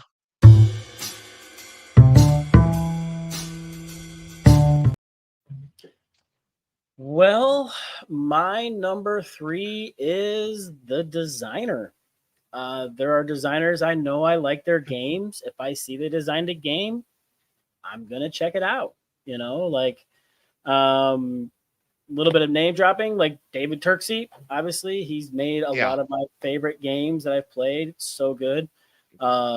Lacerda, I love me some Lacerda games. He comes out with a new game. I'm gonna check it out. Sir Glenn Drover, friend of the show. Sam. And now I have to add Sam Stockton because I loved Call to the Deep, and I loved Forges of Ravenshire. So he's got a couple of games. He's Right? 1,000 right now, so he's talking to me about a new game he's got coming out. I'm gonna want to check it out. And that's not to say that a lot of the other designer friends that we have, I don't enjoy their games, but some of them only have like the one game to their name right now. Make another one if I really love that one too. You'll be on my short list. On the list. No, you're 100% right. Actually, my number 1 and number 2 are just specific designer names. So I will tell you some of the ones that were on my honorable mentions. I'll Okay. always check out Reiner Knizia games. The only problem is there's so damn many of them, I can't keep track of all of them. But one thing he excels at is CPR ratio. That's crunch per rule ratio. Very light on rules, but heavy in strategy. I appreciate when designers can pull that off. I like Yep. heavy games too, but they all don't have to be heavy. Loot Right. is a great example. Great game. But You yeah, know I'll who else I'm always gonna check have out to add to my list now too? Fabian. Fabian It, Grindel. yes. Turing Machine, Chronologic, Path of Civilization. Mm-hmm. He makes another game. I'm checking it out. Yep. So, That was something that I started doing very, very early when I got into the hobby was chasing designers because I played multiple of the same designers games, realized I enjoyed them immensely, and I just kept tracking down everything else that guy did. Brandon, what do you think of Loot? We're big fans. I he's got to freaking try it. love it. He It's hasn't tried it yet. He said he's got to try it. sorry. I took that as you did get He to try got it. to So try it. No, yeah, there wouldn't be I a got you. VE. Yeah. Yes, I got you. VH. Yeah. Oh, John DeClaire. Love me some John DeClaire games. We've been talking about Ready, Set, Bet, and Cubitos constantly. Mystic Vale is also excellent. He's got a ton. I'm not so. I did not like Empire's End, but that's the only one I have not And liked I'll of be his. bangers, right, Mike? I didn't mind it. I didn't think it was a terrible game. I would definitely play it again. But you guys were like, I don't like it. I don't like it. It's like, well, it's not It's. Empire's Happy Time. I It's know. I know. It's not a bad design. It's like Arcs. It's not a bad design. I just didn't enjoy it. That's sure. all. Yeah, Space Base, of course, Brandon. Yep. Yeah, I don't like that one as nearly as much as his other games, but that is a solid engine building game. Paul Denon is another one. All the Clank games, all the Dune Imperium games. What else do you need to know? Like the Yep. guy can't miss. Every Paul Denon game is good. The Another name's not one. familiar to me, but I mean, I've loved those games, so I would have to definitely check those Those out. are all him. I know. I feel like his name is not as popular as it should be. Like, I wonder if oh, it's not in another. the box, is it? It So, is. Yeah. is it? I don't know what it is, man. But Paul Denon gets slept on, dude. All the Dune Yeah. Imperiums and all of the Clank. Just yeah. And my other one is Simone Luciani was an honorable Yes. mention. Zulkin, Marco Polo, Grand Austria Hotel, Newton, Barrage, Tilitum, Darwin's Journey, new co-designer on Nucleum. You I were mean, reading come those off a on. list, weren't you? Because that was too Yes. fast. Okay, I was gonna That say was off. I've That was been on waiting for BGG. this certain ones I've got like here or here. Well, or I haven't played Newton or Anunnaki or Rats of Wistar, but I would love to because Every game I've played of his, Just got I've my enjoyed. Barrage expansions and stuff. And I will tell you, if you haven't played Grand Austria Hotel yet, oh my haven't. gosh. Oh, that one's really good. Yeah, they Oh, had a fancy version that came out, and I thought about backing it, and I didn't do it, and I kind of kicked myself. yeah. I need to get that one. I only played it at the Origins right before it came out, or right after it came out, and I haven't played it since. It's really good. All right. Yeah, designers definitely, man. My my 1 and 2 will be specific designers. Sorry, hold on. What are you getting into? She's chewing something. Man, Troublemaker. just being a Great troublemaker. dog. I love your dog. I know, I know. She's All right, super so sweet, but she is troublemaker. yeah, I know. She She was a wants more attention. rescue. You don't give her enough attention. Well, it's that I guess I'm not home enough. I don't know. Or I work 10 hours on Wednesday and then I sit in front of a computer Long for 3 day. more hours. That's my Yeah. problem. Yep. So that's why she's rambunctious on Wednesday. Mhm. All right, number 3. My number 3. We're getting away from mechanics for the rest of my list. No more mechanics. Dice. Oh, Just give me dice. Yeah. Yeah, okay. dude, dice. I love chucking dice. Mhm. Give me a dice chucker. Give me dice placement. Give me dice manipulation. Give me dice pool building. Dice I forging. forging. Yes, all of those things. Give me dice. I just like the fast, simple result of them. Like the randomness that dice gives to me is more climactic than cards because when I think of like card draws or dice rolls, they are different ways of adding randomness to a game. And while I appreciate both cards, it's usually, whoop, what do I have? May have to read an effect on it, sort of a delayed, okay, I'm going to do this with this card. Dice, it's like you immediately know what you have. It's this instant satisfaction of knowing if you got the result that you needed that gives those yes kind of moments that I love about dice rolling. Like for a prime example, is compare the sushi. What in the world are you getting to over there? I've never even seen her try to get into stuff over there. She is really bored. The combat system in Dwellings of Eldervale. You roll all of your dice once, and the single highest result tells you if you won or not. Just like Lords of Vegas, when you try to steal hotels from other people, that instant satisfaction of rolling all of the dice and knowing right away, yes, I'm the underdog and I rolled my 1 die to your 4 and I still won. That is just a really good feeling that you can get just from dice chucking. So That's like we were playing War Room a little while ago, and they've come with these like cups that have a hole in the top, so you can throw your dice in there, and it kind of contains them all. It doesn't destroy everything, right? And I was like, I need 2 green, I need 2 green, I need 2 green, and I threw them in there, and we lifted it up, and I got 2 green. I was like, yes, for the victory, and it was so satisfying. dice can just give you that instant random satisfaction and I love rolling beefy dice, man. Just I don't collect cards like you do, but I got a collection of dice. I love me some dice. I hate wood dice because they're I made know out of you some do. pine or something, and they're super light, and they're just like, yeah, it feels so like wheat sauce. Give me some like resin or some chunk or something, or make the wood I die like out of them. like oak. Give it some heft. I actually like those light wooden dice because they'll roll a bit more, so there's a delayed like result. I sort of like the drama of wooden dice that roll a little bit longer than they should. I don't have any qualms with wooden dice. I'm okay Yeah, with them.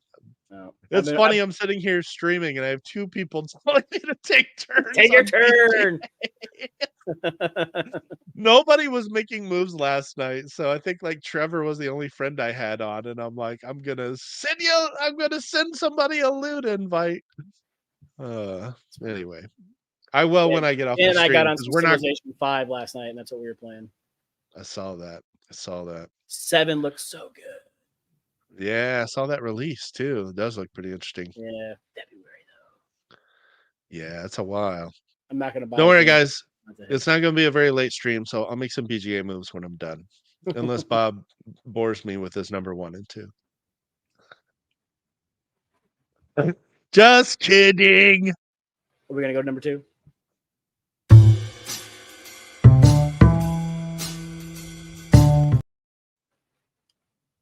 So speaking of tension and like high five moments, I really enjoy real time when it comes to board games. So Mission Control got some real time in there. Yeah. Project Elite got some real time in there. There was one of the very first games that we did like a preview for. It was unsuccessful on Kickstarter. We always hoped it was coming back. It was called Lost to Time, and it was cooperative. And you're like doing tile exploration, and you're trying to roll dice to like solve these puzzles to get these keys and get out. But you're on this timer, and like it just adds so much tension to a game that I love it. And then of course that nice Brandon, like the game's not going to last forever because you're literally on a timer. One of the reasons why I want to play XCOM again so much because it has that real time. I was waiting for it. Yeah, where it says like I literally was trying to set that up for tomorrow, but unfortunately it's not going to happen. You're going through and like somebody's got that iPad and they're like, science guy, game this. These many people land here. Military guy, you need this, and you're just like, you got to be on your stuff. And I really enjoy that tension. Like, as I need more stress in my life, I guess. I have bought it, but I haven't gotten it to the table yet. And it's Rush MD. It is actually a David Turkey co-design, and it's a real-time worker placement game where you have so long to like fix patients and move them from inpatient to outpatient and give them like shots. It looks really, really interesting. So I picked that one up early this year. Need to play that one. Of course, there were trying to think of some other real-time games that I've played. Well, I mean, Ready, Set, Bet, right? Mm-hmm. Yeah. There was another one. I haven't played Kites yet, but I heard that's got some real time in it.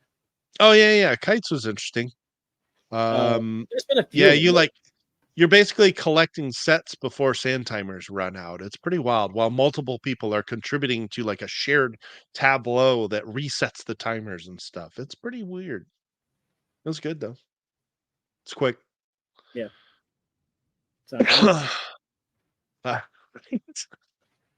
All right, good one. All right, so my 2 designers that I will always, my number 2 is my second favorite designer.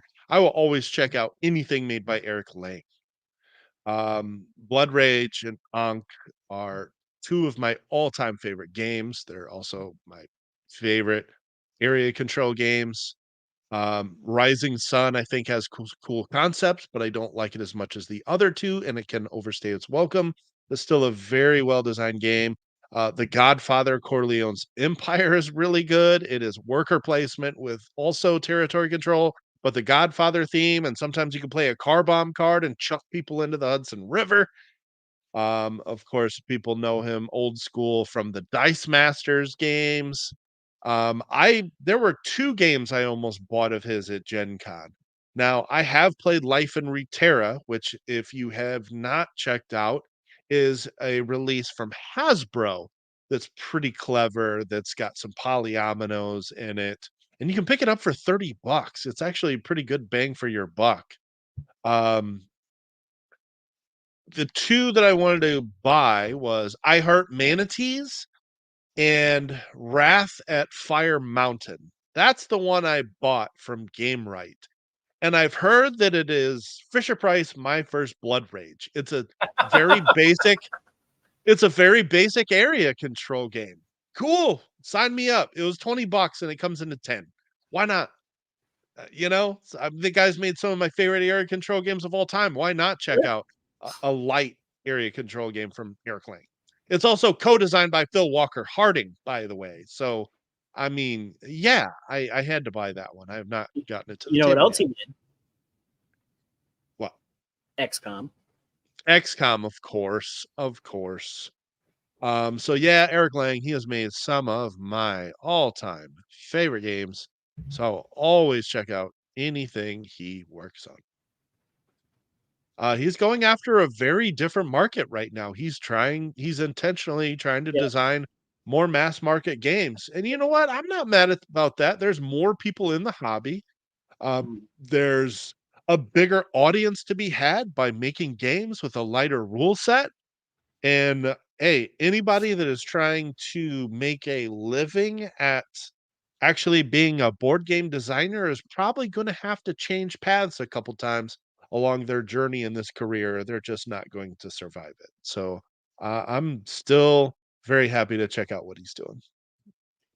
David, I do enjoy that Gloomhaven card mechanic also. Like, I mean, I love chucking dice, but they did a very unique like card mechanisms in there. That was fun. Yeah, I do like the force you to play the top of one card and the second of the other. It's the most interesting decision you have to make on every turn, in my opinion, is how to synergize those cards and which one are you going to move with. So yeah, good call there. All right, our number one thing that interests us in games.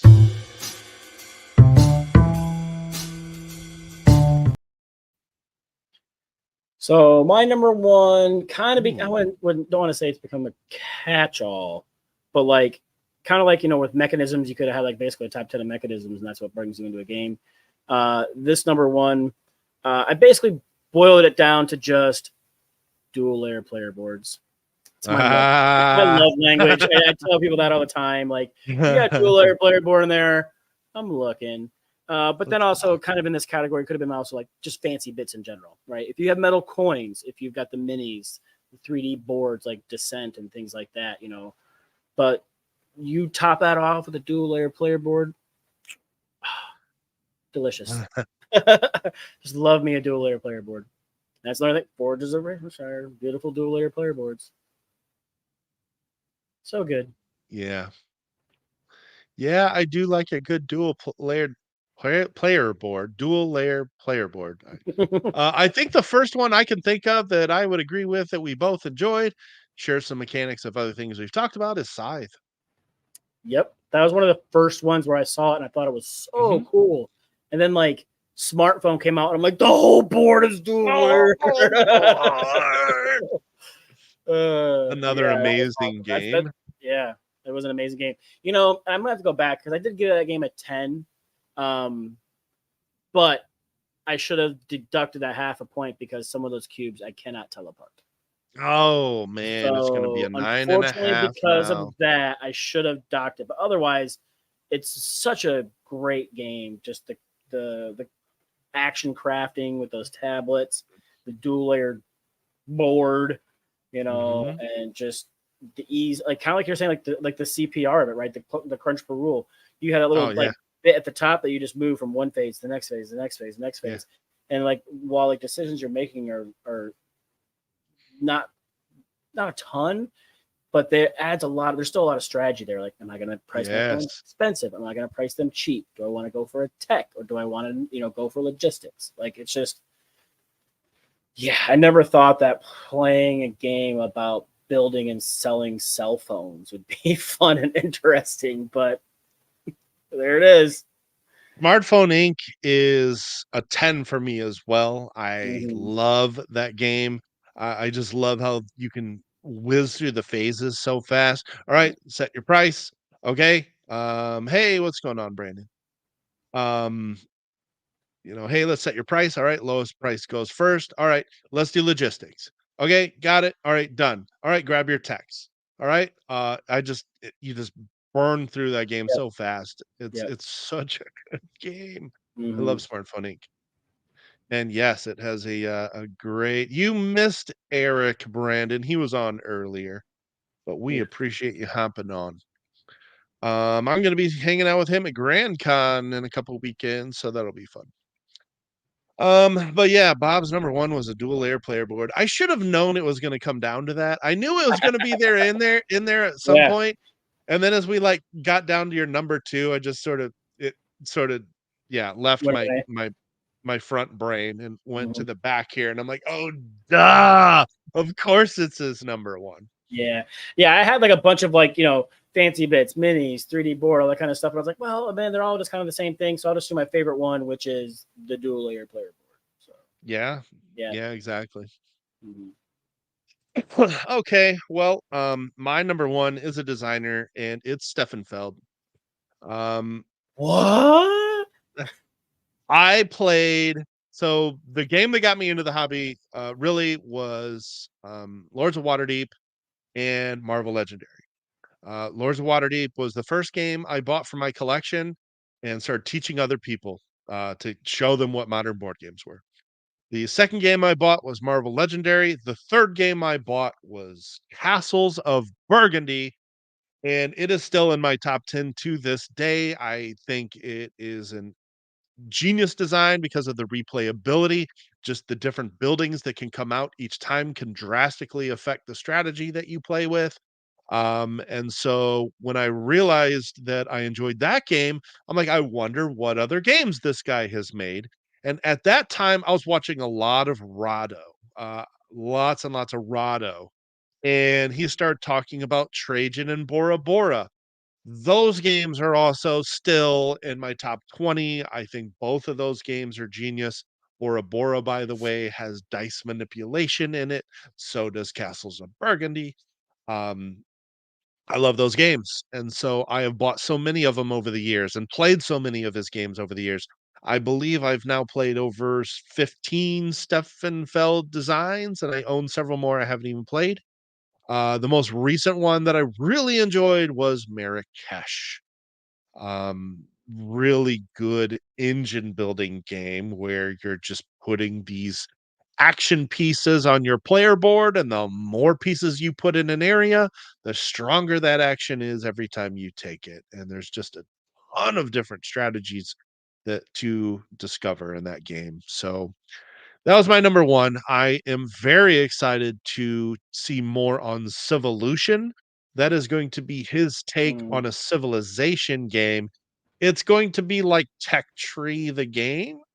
Well, I think Dan checked that because didn't they have like a small demo of it at Gen Con? Yes.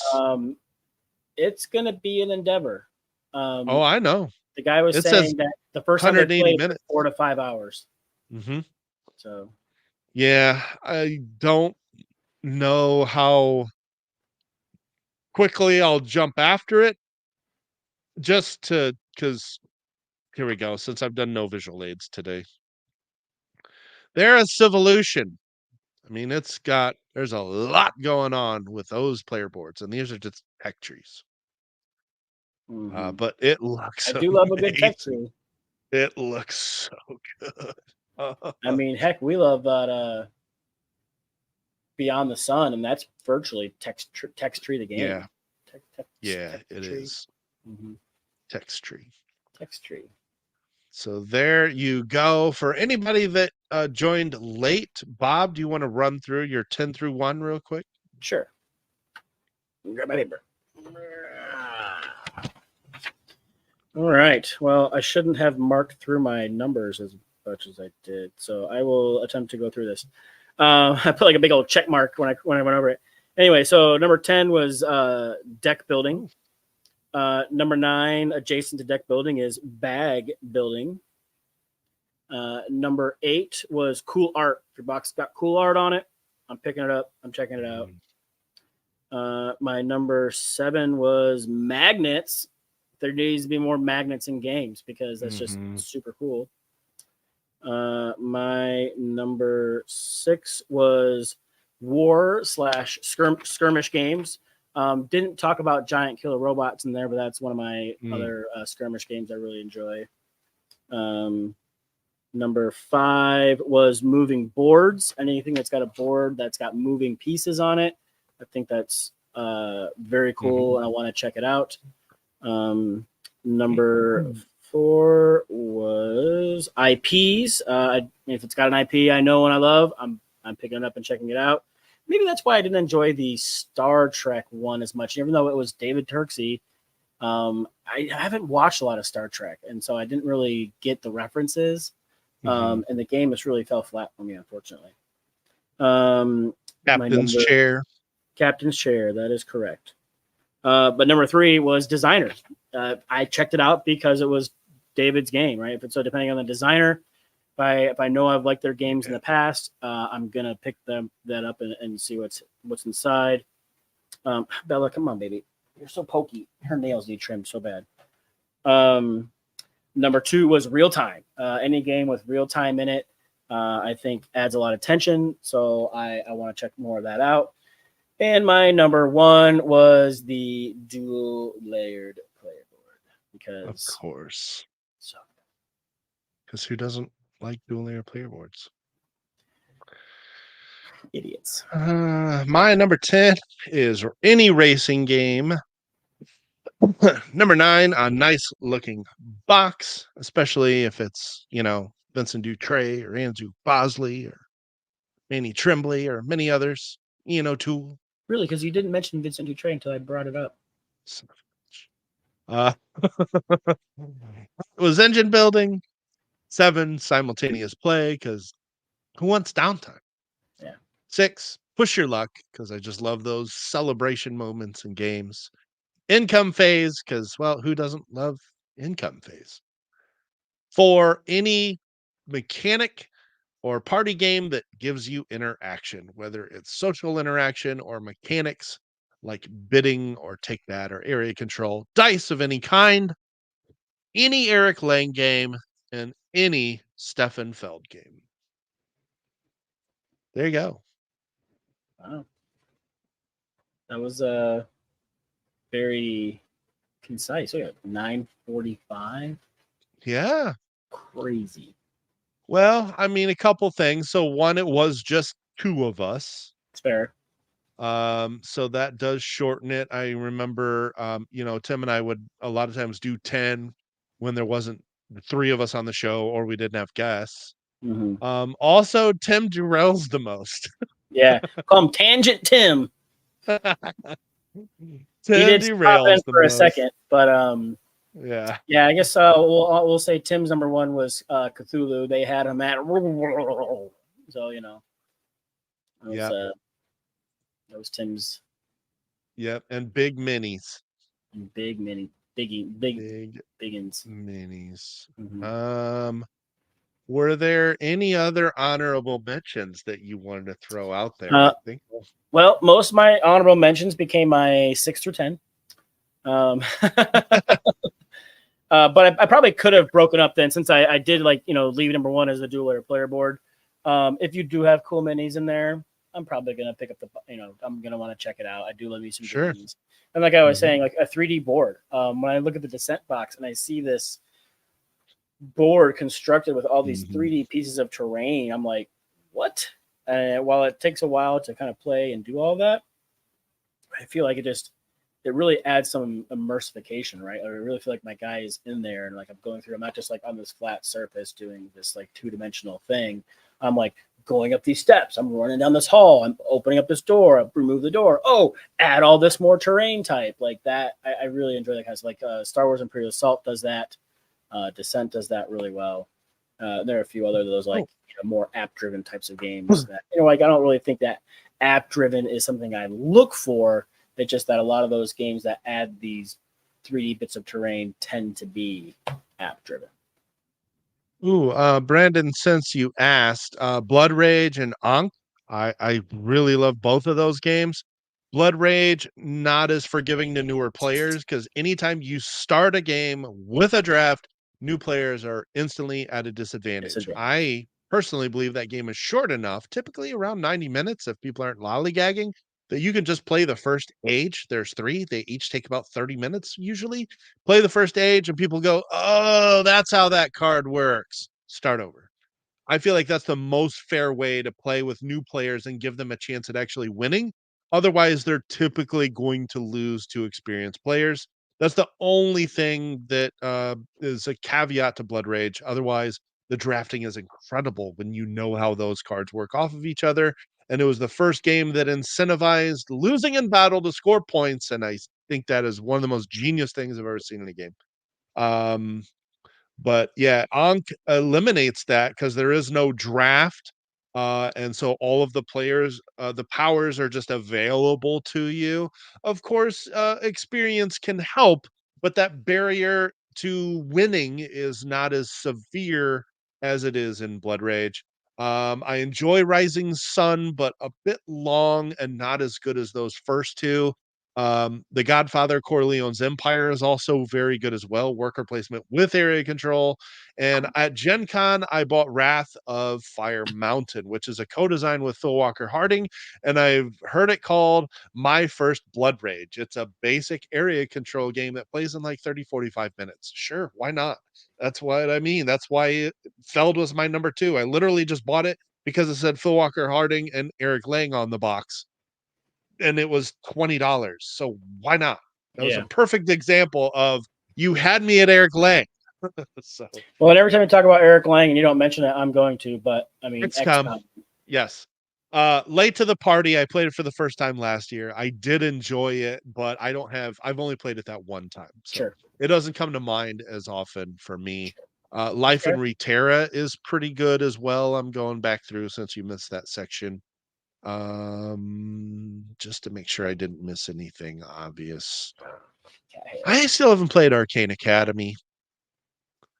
Of course, the Dice Masters game. I never did get really heavy into those though. And I've always wanted to play Chaos in the Old World, which I have heard was kind of the inspiration for his war game trilogy. And yeah, Godfather's really good. It's really tight with those cards because you actually have to, it's not just how much money you have, it's how much money you've actually banked into your suitcase that allows you to win. And you have to take actions to bank your money into a suitcase. And so towards the end of the game, that becomes people are really fighting for those actions. They become very tight, those actions that allow you to bank your money because money in hand counts for nothing. You gotta bank it. You gotta launder that money. I was gonna say they ought to call it laundering instead of banking. I think that's what it is called. I think it's the money laundering action. I think is what it's actually that's called. Fantastic. The rule book. I think it's been a while. I never got to play Arcadia Quest either. That one always looked pretty cool. I've got a ton of Arcadia Quest. I don't like the PvP aspect of it. If I'm going to play PvP, I'm going to play PvP. I don't mind PvP.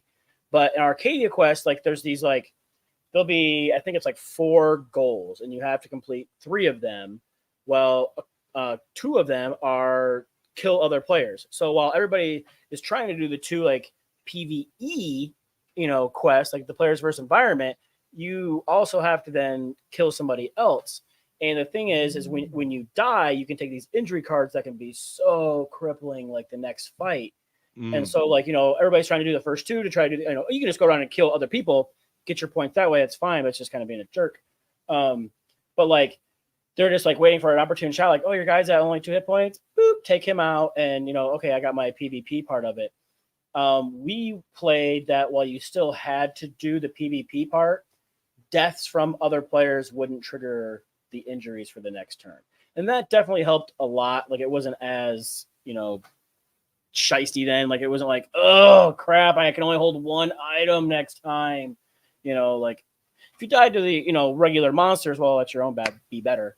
But, like, you didn't have somebody sneaking up and taking a pop shot on you, like, kind of a cheap shot and killing your best dude. And then you're crippled for the next fight because he can only carry 1 item or he can only move 1 space or things like that. So I think that house rule definitely helped us. But I have a ton of that Arcadia Quest stuff. So nice. Yeah, I've always wanted to kind of try that. It sort of felt like nothing I've really played. I thought it was called money laundering, and I believe you're right. It is actually a laundromat. It's been a couple years since I've played that, but that is a really good game. How Breaking Bad of you. Very Walter White. Right. I mean, it was a car, but it's watching. The other one I haven't played, but has been getting the hotness lately because of a reprint is Cthulhu Death May Die. Another Eric Lang game. You haven't played that? I've never played that. I didn't realize that was Eric Lang. That's one of my favorite like Arkham Cthulhu type games. Yeah. I played Arkham Horror. Yeah. Rob Davio. Okay. Yeah. So he's just made so many good games, man. And then the other one that came out at Gen Con was I Heart Manatees. Wrath at Fire Mountain sounded cooler, so I went with that one. I almost bought both. They were both $20. And Mike doesn't buy games. Well, I mean, when they're $20, it's like, You what do could I have bought lose? 2. I know. My problem is getting them played. So Well, you just need to buy a bigger shelf of opportunity. I guess it's already big enough. I have after Gen Con, oh my gosh, I don't even want to count up how many games I haven't played yet. That's Yeah, I probably in hear you. the 80s or 90s now. We did that list with Arwen back in May or April, and I was in the 70s then. I've acquired many games since then. I might be over 100 unplayed games. That's Right. sad. Well, I wouldn't be too hard on yourself. I haven't counted mine. Well, my ratio is way higher though. I own like Okay. maybe 280 games. Oof. So when you figure that Yeah, over a third of them are unplayed, that's pretty bad. that's pretty bad. That's why you buy more games. That's why I don't buy as many games. I have enough I haven't played already. There's enough on screen I haven't even touched yet. So Well, I guess on the upside, I've played all of these. So I haven't even I think played I've played. Amerigo. That's another Steffenfeld game I own and haven't even played. Let's see here. If I look just at these shelves over here, the only game up here that I have not played, Scarface 1920. Oh yeah. I haven't played that one. And then I just saw it in the background. And I can't find it. Barcelona. I haven't played Barcelona. Oh, we got to play that. I've been hearing good things about it. I picked it up. I heard a bunch of good things about it. That and Windmill Valley, man. Same designer. Yeah. Danny Garcia. It's another designer people keep talking about. Technically, I have Rococo right over here too. The new Eagle Griffin version. Haven't played that. I have played Rococo. That's a lot of problem with my games too. Is like somebody else in the group has it. We've played their copy. Haven't played my copy. My Cthulhu Wars. It just sits there. It's just for show. Thanks, David. We'll see you later, man. Yeah, you should just sell that one to me. What, my Cthulhu Wars? Oh wow, that is a lot of expansions, unplayed expansions. Yeah, that's why I don't buy that many. Yeah, that's why I don't buy that many expansions. I typically want to experience the base game first, and then if I get bored with it or we need to review it, then I'll add the expansion. But yeah, I like to experience base games how they are first, typically. Yeah, I don't know if it's like a 5th player expansion, I'll blind buy that typically because I want to be able to play with player counts. Right. But, yeah. Although I never did track down the fancy bit expansion. Although I'm not sure if you guys have. Actually, I know you guys haven't because it's still being edited. But we did film an ARCs review. So if anybody out there is interested in ARCs, don't bother with the miniatures. Just gonna say. And as much as you know me, miniatures high on the list. Yeah, not worth it. They actually gameplay. To go into that really is because of the combat mechanic. So when you roll dice and damage other players' ships, you knock them on their side. The wood ships have a very distinct square shape. They have flat sides, so it lays very easily on its side.